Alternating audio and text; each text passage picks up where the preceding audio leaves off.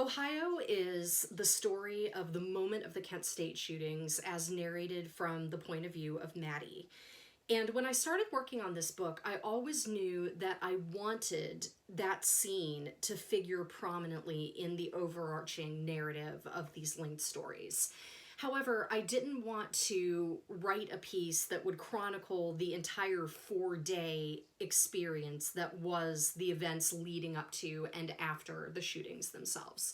I thought that it would be a lot more powerful to simply showcase the moment that Maddie's life, and in fact the lives of the rest of the band members, completely change when she sees the shootings happen, and specifically sees Allison Krauss, one of the students who was killed, die right in front of her.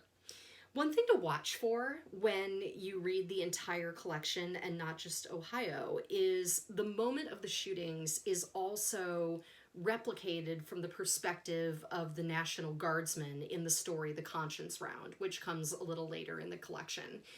And I deliberately wrote that scene from both of their perspectives to mirror each other, where the dialogue is the same. You hear the students yelling the same things. Some imagery is also replicated.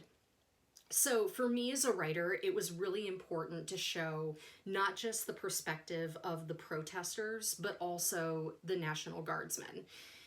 As I've said in other content, Kent State is not just about one group or another. It's mainly about shattering a community and the fact that everybody that played a role in it was hurt. So I believe that this story works nicely with one that comes later in the collection to show those two different perspectives.